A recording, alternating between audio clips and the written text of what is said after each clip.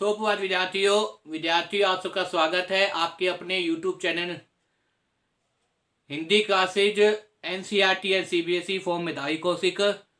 विद्यार्थियों, जैसा कि आपको पता है काफ़ी समय से हमारा व्याकरण का एक महत्वपूर्ण प्रकरण कारक व कारक चिन्ह चल रहा था।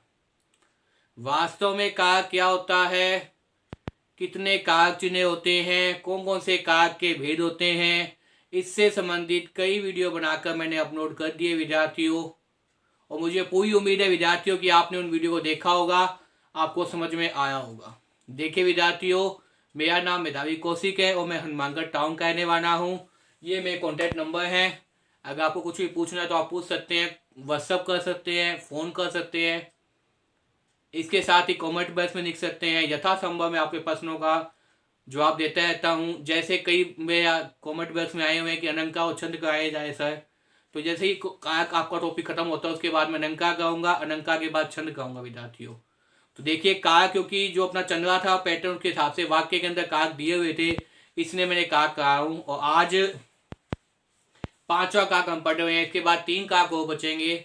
जैसे ये कारक के भेद समाप्त होते हैं उसके बाद मैं आपको अलंकार और छंद बड़े ही डिटेल से और बहुत ही आराम से गाऊंगा, ताकि पेपर में व्याकरण संबंधित प्रश्न आपके गलत न हो। तो विद्यार्थियों, बार बार वीडियो देखिए और याद करने का प्रयास कीजिए, क्योंकि मुख्य उद्देश्य है कि आपको याद होना चाहिए।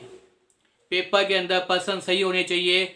इसके साथ ही विद्यार्थियों, अगर चैनल को सब्सक्राइब नहीं किया तो चैनल को सब्सक्राइब कर लीजिए, और वीडियो का आपको पसंद आए तो इसे लाइक कीजिए और ज़्यादा से ज़्यादा शेयर कीजिए, कमेंट बॉक्स में लिखिए और आप खूब पढ़िए मन लगाकर। देखिए विद्यार्थियों, कारक व कारक चिन्ह के अंदर मैंने बताया था आपको अपदान कारक। इससे पहले जो वीडियो बनाई थी उसमें बताया था अपदान कारक। अपदान कारक का कारक चिन्ह क्या होता है? से। और से का मतलब क्या होता है? अलग होने के भाव में। से का क्या है? अलग होने के भाव में।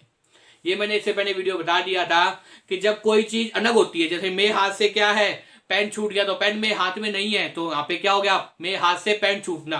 तो यहाँ पे से क्या है? अपदान कारक है। विद्यार्थियों, अब मैं आपको बताऊंगा कई बार अलग होने के भाव के अतिरिक्त भी, अलग होने के भाव के अतिरिक्त भी हम कई बार से का या अपदान कारक का प्रयोग कर देते हैं। कहाँ कहाँ कर देते हैं, किसकी जगह पे होता है, उससे संबंधित ये बातें हैं विद्यार्थियों। बहुत ही महत्वपूर्ण चीज है, इन्हें आप नोट भी कर लीजिए साथ साथ में। देखिए विद्यार्थियों, अपदान कारक, ये तो विभाषा बताई है। संज्ञा या सर्वनाम के जिस रूप से अलग होने का भाव दिखाई देता है वहां अपदान कारक होता है। संज्ञा या सर्वनाम के जिस रूप से अलग होने का भाव दिखाई देता है वहां क्या होता है? वहां अपदान कारक होता है। जैसे नोट, महत्वपूर्ण चीज क्या है? अलग होने के अतिरिक्त, अलग होने के भाव में तो होता ही है, इसके साथ साथ अलग होने के अतिरिक्त भी हम कई जगह इसका प्रयोग करते हैं। जैसे कहाँ का करते हैं? सबसे पहले तुलना करने में। दो व्यक्तियों की भी तुलना करनी है, आकृति के आधार पर, आकार के आधार पर, रूप अंक के आधार पर, किसी भी आधार से तुलना करनी है तो वहां भी इसका प्रयोग करेंगे, अपदान कारक का, अपदान कारक चिन्ह का प्रयोग करेंगे। डरने में, अगर कोई किसी से भयभीत है, डरता है, हमेशा भयभीत रहता है, वहां भी प्रयोग करेंगे। सीखने में, कोई सीखने के लिए नाइट है, अधिगम कहा जाता है, पढ़ना चाहता है, कोई चीज सीखना चाहता है, कोई भी एक्टिविटी करना चाहता है तो वहां भी इसका प्रयोग करेंगे। नचाने में नजावश भी का प्रयोग करेंगे। घृणा का मतलब क्या है? नफरत करने में।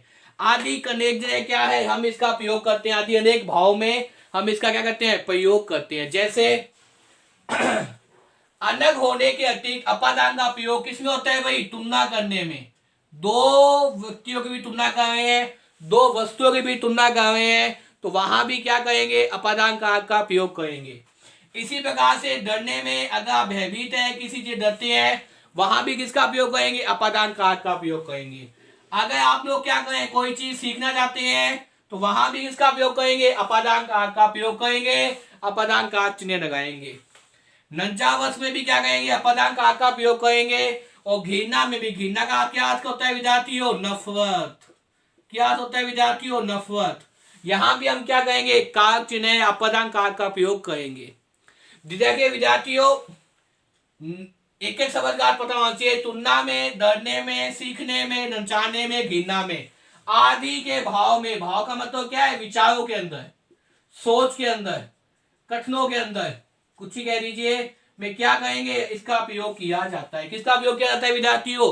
अपादान कारक का प्रयोग करता है। देखिए दोबारा देखिए विद्यार्थियों, अनग होने के अतिरिक्त, अनग होने में तो किया ही जाता है, इसके साथ साथ अनग होने के अतिरिक्त अपादान कारक का प्रयोग तुलना करने में, डरने में, सीखने में, नचाने में, घृणा में आदि भाव में भी इसका प्रयोग किया जाता है। किस में? तुलना करने में, डरने में, सीखने में, नचाने में, घृणा करने आदि भाव में भी इसका प्रयोग किया जाता है। किसका प्रयोग किया जाता है? अपादान कारक का। अपादान कारक कौन सा है? से। और से का मतलब क्या है? अनग होने या अनग होने का बिना भी, दोनों जगह का प्रयोग करते हैं। जैसे देखिए विद्यार्थियों, लक्ष्मण राम से छोटे थे, लक्ष्मण राम से छोटे थे, तो यहां देखिए विद्यार्थियों, आपने किसका प्रयोग कर दिया? अपादान कारक का प्रयोग कर दिया। और वास्तव में क्या किया आपने? तुलना की है। वास्तव में क्या की है? तुलना की है। तो यहाँ भाव कौन सा विचार हो जाएगा? कौन सी सोच है? तुलना का भाव है। कौन का भाव है विद्यार्थियों? तुलना का भाव है। लक्ष्मण राम से छोटे से, यहां दो भाई की तुलना की गई है, बताया गया है, तो हमने किसका प्रयोग कर दिया? अपादान कारक का प्रयोग कर दिया। इसी प्रकार से मेरी बहन कुत्ते से डरती है, तो यहां किसका भाव है विद्यार्थियों? डरने का भाव है। यहां किसका भाव है? डरने का भाव है। इसलिए यहां भी किसका प्रयोग कर दिया? अपादान कारक का प्रयोग कर दिया, उसका कारक चिन्ह लगा दिया। मेरी बहन कुत्ते से डरती है, तो डरना भी क्या है? एक भाव है। भाव वास्तव में मन की जो क्रिया है, मन के जो विचार है, उनको कहा जाता है। तो मेरी बहन किससे डरती है भाई? कुत्ते से डरती है।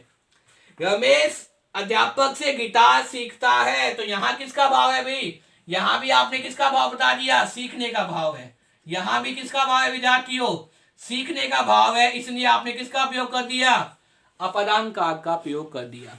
इसी प्रकार से जन वाटिका में, जन वाटिका मतलब जनक की नगरी, और जनक की नगरी में वाटिका मतलब क्या होता है? उपवन, बगीचा। जनक का मतलब आजा जनक। जनक वाटिका में सीता राम से नचाती है, तो यहां भी किसका प्रयोग हो गया? नचाती भाव आ गया आपके सामने। तो आपने किसका प्रयोग कर दिया भाई? अपादान कारक का प्रयोग कर दिया। इसी प्रकार देखिए, मुझे झूठ से घृणा है। मुझे किससे घृणा है विद्यार्थियों? झूठ से घृणा है। इसलिए यहाँ पे किसका भाव आ गया? घृणा का भाव आ गया। किसका भाव आ गया विद्यार्थियों? वास्तव में घृणा का भाव आ गया। तो यहाँ तुलना का भाव है, यहाँ डरने का भाव है, यहाँ सीखने का भाव है या नचाने का भाव है, और यहाँ किसका भाव है विद्यार्थियों? घृणा का भाव है।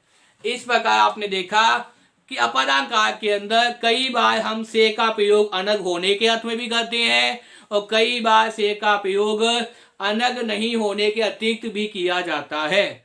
हिंदी के अंदर जहां तक हिंदी व्याकरण की बात की जाए, तो आपको वाक्य की शर्त देखनी है कि वाक्य क्या कहना चाहता है, वाक्य में कौन सी शर्त लागू होती है, कौन सी परिस्थिति दी गई है वाक्य में, वास्तव में वाक्य की कंडीशन क्या है, उसी के अनुसार आपने क्या करना है? कारक चिन्हों का प्रयोग करना है। यहां देखिए अपादान कारक के अंदर से का अर्थ दो क्यों होता है? एक तो अनग होने के भाव में, एक अनग होने के अतिरिक्त 4 या 5 बिंदु है उनमें होता है। जैसे किसमें होता है भाई? तुलना करने में। किसमें होता है भाई? डरने में। किसमें होता है? सीखने में। किसमें होता है? नचाने में। किसमें होता है भाई? घृणा में। तो मुझे उम्मीद है विद्यार्थियों, इस वीडियो को देखने के बाद में आप पेपर के अंदर अगर अपादान कारक से प्रश्न आता है, उसे कभी भी गलत नहीं करेंगे। तो बार बार वीडियो को देखिए और याद करने का प्रयास कीजिए, वो खूब मन लगाकर पढ़िए विद्यार्थियों। और मेरे द्वारा बनाई हुई वीडियो अगर आपको पसंद आए, इसे लाइक कीजिए, कमेंट कीजिए और ज़्यादा से ज़्यादा शेयर कीजिए। अभी तक भी चैनल को सब्सक्राइब नहीं किया, चैनल को सब्सक्राइब कर लीजिए और खूब मन लगाकर पढ़िए, जिससे पेपर में प्रश्न गलत न हो। बार बार देखिए और याद कीजिए विद्यार्थियों। धन्यवाद।